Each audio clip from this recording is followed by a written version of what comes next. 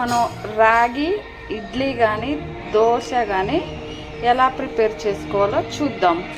నేను ఈ గ్లాసుడు మినపగుండ్లు తీసుకున్నానండి. ఇప్పుడు ఒక గ్లాసుడు మినపగుండ్లు తీసుకున్నాం కాబట్టి ఇప్పుడు ఒక గ్లాసుడు రాగులు తీసుకోవాలండి. ఒక గ్లాసుడు మినపప్పు, ఇదే గ్లాసుతో మినపప్పు, ఇదే గ్లాస్తో రాగులు తీసుకున్నాం కాబట్టి ఇదే గ్లాస్తో రైస్ కూడా తీసుకుంటున్నామండి. ఈ రైస్ ఒక 4 గంటలు 5 గంటలు ఈ 3 మిశ్రమం నానాలన్నమాట. నా దగ్గర అటుకులు లేవండి, కాసిన మెంతులు వేసుకుంటున్నా. అటుకులు వేసుకుంటే ఇంకా పర్ఫెక్ట్గా ఉంటుంది. నా దగ్గర లేవు, అయిపోయినాయి. అటుకులు అంటే కొంచెం మరీ సన్నటుకులు కాకుండా మొద్దటుకులు లాగా ఉంటాయి కదా, అవి వేసుకుంటే పర్ఫెక్ట్గా ఇడ్లీ కానీ రాగి ఇడ్లీ కానీ రాగి దోశ కానీ బాగుంటుంది అన్నట్టు. ఇప్పుడు నా దగ్గర లేవు కాబట్టి అటుకులు నేను వేసుకోవట్లేదండి. ఇప్పుడు ఇవి ఒక 5-6 గంటలు నానబెట్టుకోవాలి. శుభ్రంగా కడిగి ఒక 5-6 సార్లు కడుక్కొని పెట్టుకోవాలన్నట్టు. అదేంటండి, కడిగి పెట్టుకున్నాం కదా, ఒక 5-6 గంటలు నానాలన్నట్టు. నానబెట్టుకున్నాం కదా, మినపగుండ్లు గ్లాసు, రాగి ఒక గ్లాసు, రైస్ ఒక గ్లాసు, వీటితోటి నిన్న నానబెట్టుకున్నాం కాబట్టి నైట్ రుబ్బి పెట్టుకున్నానండి. పొద్దున్నే దీంతో ఇడ్లీ వేసుకోవచ్చు, దోశ వేసుకోవచ్చు. ఈరోజు మనం ఇడ్లీ ఎలా వేసుకోవాలో రాగి వాటితో చూద్దాం. ముందుగా కొంచెం అంటే కొంచెం ఒక గిన్నెలోకి వేసుకుందాం. వేసుకున్న తర్వాత ఇట్లా అన్ని గిన్నెలకి నెయ్యితో ఇలా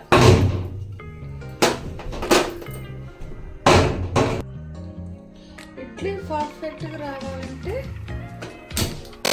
మనం ఫస్ట్ వాటర్ బాయిల్ చేసుకోవాలి. స్మూత్గా పట్టుకుంటే మిగిలిపోయేలాగా అంటే వాటర్ బాయిల్ చేసుకోవాలన్నట్టు. ఫస్ట్ వాటర్ పెట్టుకోవాలి, తర్వాత ఈ ఇడ్లీ ప్లేట్లో మిశ్రమాన్ని వేసుకొని పెట్టేసుకోవాలన్నట్టు. చాలా బాగుంటాయండి. అల్లం చట్నీ కానీ పల్లి గింజల చట్నీలో తింటే సూపర్ అంటే సూపర్ ఉంటుంది అన్నట్టు.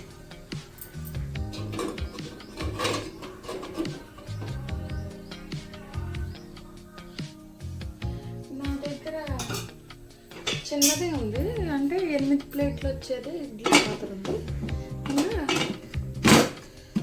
కావాలి అనుకుంటే మళ్ళీ ఎక్కువ తినాలి తినబుద్ధి అనుకుంటే అయినా కానీ 4 ఇడ్లీ కాడ 8 ఇడ్లీ 9 ఇడ్లీ తింటారు. అంత టేస్టీగా ఉంటుంది రాగి ఇడ్లీ.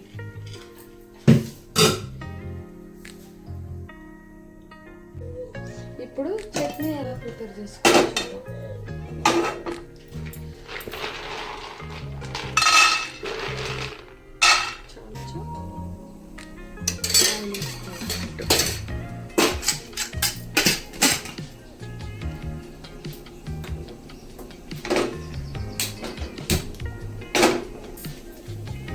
నేను ఎప్పుడైనా ఎండుమిర్చి ఒక 2, పచ్చిమిర్చి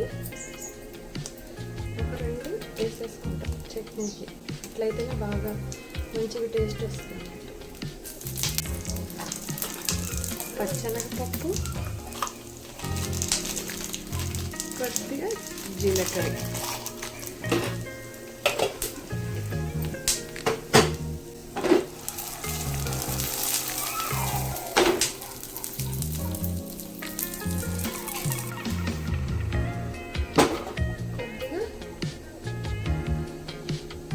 చింతపండు,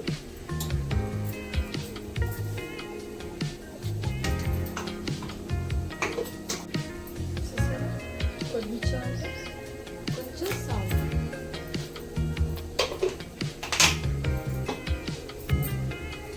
మిక్సీ పట్టుకోండి. కొంచెం కరివేపాకు, దీన్ని మిక్సీ పట్టుకోండి. చట్నీ అలా తాలింపు చేసుకుంటే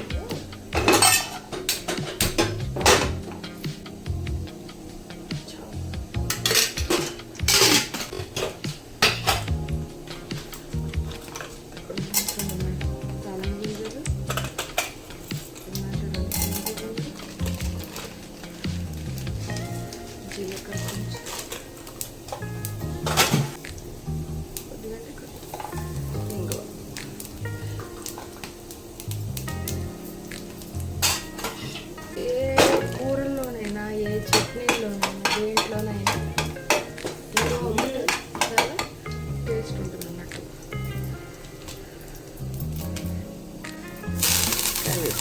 అంతే అండి, టేస్టీగా ఉంది చట్నీ అయితే రెడీ.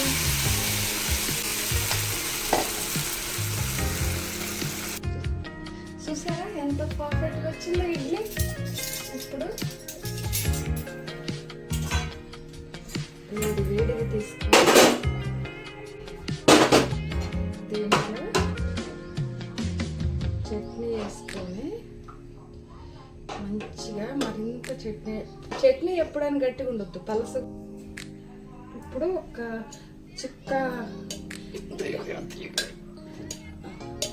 చుక్క ఇలా అన్నిటి మీద నెయ్యి వేసుకొని కుమ్మితే ఉంటుంది, మామూలుగా ఉండదు.